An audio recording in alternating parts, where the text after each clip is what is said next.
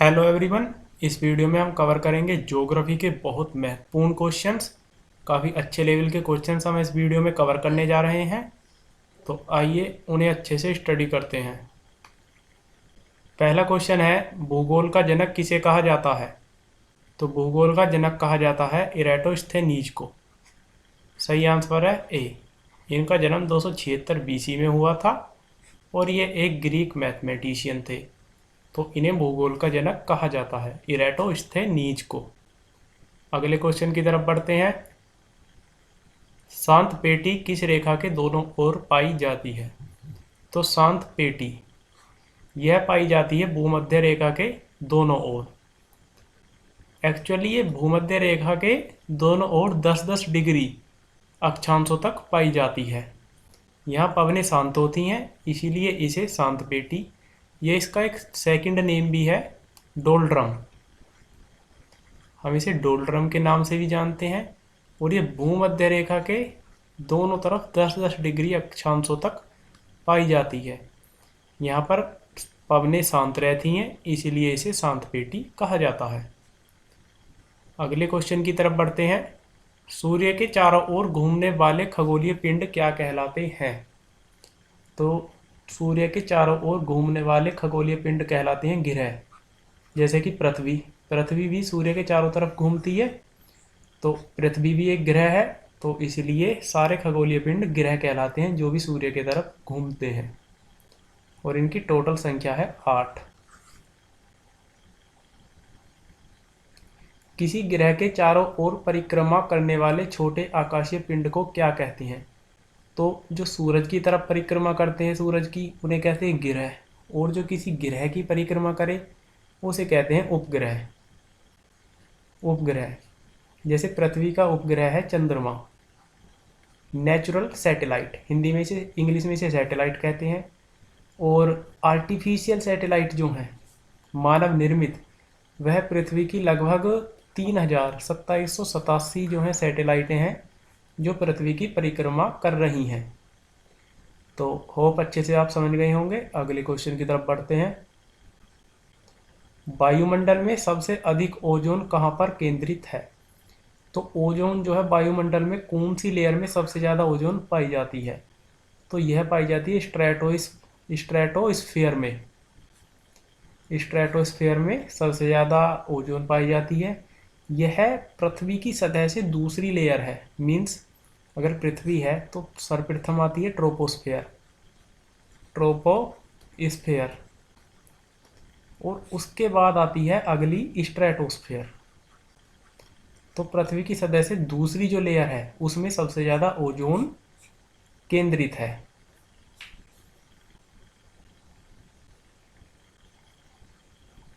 हमारा अगला क्वेश्चन है, एक देशांतर को पार करने में दो स्थानों के स्थानीय समय के बीच क्या अंतर होता है? तो एक देशांतर, अगर हम 1 डिग्री, ये जो अक्षांश सभी खींचे हुए हैं पृथ्वी पर, तो 1 डिग्री से 2 डिग्री, अगर हम 1 डिग्री का स्थानांतरण करते हैं तो उस समय 4 मिनट का अंतर आ जाता है, 4 मिनट का। और जो इक्वेटर रहता है, इक्वेटर पर दो देशांतरों के बीच की दूरी रहती है 111 किलोमीटर, 111 किलोमीटर। और जब पोल्स की तरफ बढ़ते हैं हम तो ये घटती चली जाती है, क्योंकि पृथ्वी गोल है, तो पोल्स पर सबसे ज़्यादा दूरी रहेगी। और जब इक्वेटर पर और पोल्स की तरफ जाते हैं तो देशांतरों की दूरी घटती चली जाती है। और 1 डिग्री एक देशांतर के अंतर में रहता है 4 मिनट का अंतर। अगला क्वेश्चन है, दीर्घ रेडियो तरंगे पृथ्वी की किस सतह से परिवर्तित होती हैं? तो रेडियो वेव्स यह परिवर्तित होती हैं आयन मंडल में। आयन मंडल, इसे थर्मोस्फेयर भी कहा जाता है, थर्मोस्फेयर भी हम इसे कहते हैं। ये जितनी भी हमारी रेडियो, हमारी मोबाइल फ़ोन, हम जो बात करते हैं, जितनी भी रेज जाती हैं, ये आयन मंडल से ही परिवर्तित होती हैं। तो सबसे पहले आता है ट्रोपोस्फेयर, फिर आता है स्ट्रेटोस्फेयर, फिर आता है मेसोस्फेयर, तो इन 3 लेयर के बाद आता है थर्मोस्फीयर। तो हमारी पृथ्वी से चौथी जो लेयर है वहाँ से रेडियो तरंगे परिवर्तित होती हैं और इनसे बाहर आता है एक्सोस्फीयर। एक्सोस्फीयर।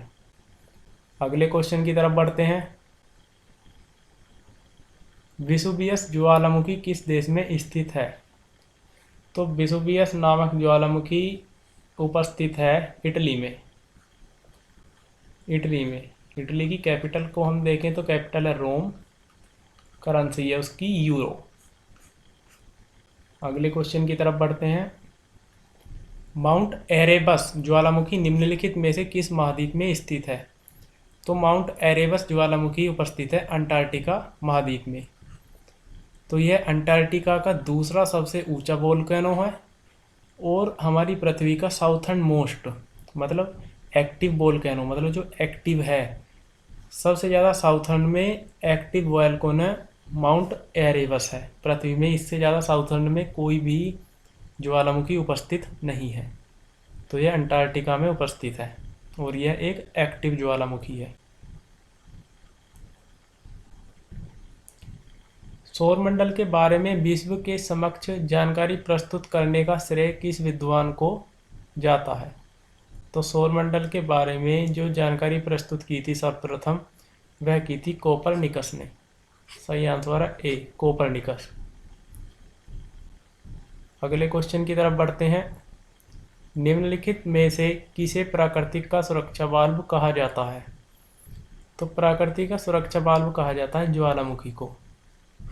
ज्वालामुखी पृथ्वी की सतह पर ऐसी दरार या मुख होता है जिससे पृथ्वी के भीतर का गर्म लावा, गैस, राख आदि बाहर आ जाते हैं और यह पृथ्वी के ऊपरी परत में एक विभंग होता है जिसके द्वारा अंदर के पदार्थ सभी बाहर आ जाते हैं और इसे सुरक्षा वाल्व कहा जाता है।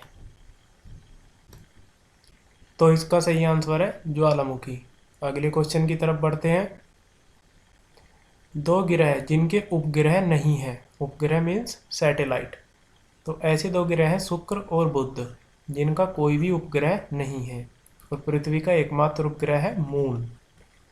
चंद्रमा पृथ्वी का एकमात्र उपग्रह है और शुक्र और बुध ऐसे 2 ग्रह हैं जिनका कोई भी उपग्रह नहीं है। अगला क्वेश्चन देखते हैं। निम्नलिखित नगरों में से कौन सा एक भूमध्य रेखा के सर्वाधिक निकट है? तो इन सभी नगरों में से भूमध्य रेखा के सर्वाधिक निकट है सिंगापुर। सिंगापुर नगर भूमध्य रेखा के सर्वाधिक निकट आता है। यह भूमध्य रेखा के नॉर्थ में है और जबकि मनीला और जकार्ता भी काफ़ी निकट है, लेकिन सिंगापुर सबसे ज़्यादा निकट है। वायुमंडल में नाइट्रोजन की प्रतिशतता है? तो वायुमंडल में नाइट्रोजन जो है वह 78% है और बाकी की बात करें तो 21% है जिसमें ऑक्सीजन। और CO2 की बात करें तो CO2 है 0.037%। 0.037%। ये तीनों ही इम्पोर्टेंट हैं याद करने के लिए। तो नाइट्रोजन है 78%, ऑक्सीजन 21 और CO2 0.037%। अगला क्वेश्चन है अंतर्राष्ट्रीय दिनांक रेखा कहाँ से होकर गुजरती है? तो इंटरनेशनल डेट लाइन यह गुजरती है 180 डिग्री से, जो कि इसके बारे में बात करें यह 1884 में बनी थी और यह पैसिफिक ओशियन से, प्रशांत महासागर से गुजरती है। पैसिफिक ओशियन से गुजरती है 180 डिग्री लाइन, जिसे कि अंतर्राष्ट्रीय दिनांक रेखा कहा जाता है। अगला क्वेश्चन करते हैं। ग्रीनविच किस देश में है? ग्रीनविच यह मानक समय रेखा है, यहीं से समय का बेस टाइम यहीं से माना जाता है। तो यह है यूके में, इंग्लैंड में।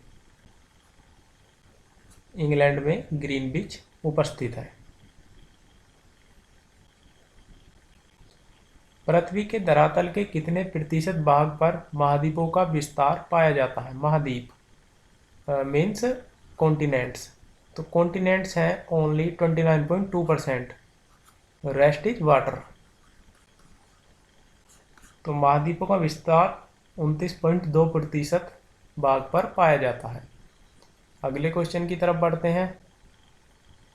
पृथ्वी ग्रह की संरचना में प्रावार के नीचे क्रोड निम्नलिखित में से किस एक से बना है? तो क्रोड जो बना होता है पृथ्वी की संरचना में, यह है लोह से। तो क्रोड लोह से बना होता है, तो इसका सही आंसर है ए, लोहा, आयरन। अगला क्वेश्चन देखते हैं। बुध सूर्य का एक चक्कर लगाने में कितना समय लेता है? तो बुध सूर्य का चक्कर लगाने में 88 दिन का समय लेता है, जबकि पृथ्वी लेती है 365 दिन का समय। तो बुध इस हिसाब से तो बुध का जो एक साल होता है वह केवल 88 दिन में पूरा हो जाता है, जो कि पृथ्वी का लगभग 1/4 हिस्सा है।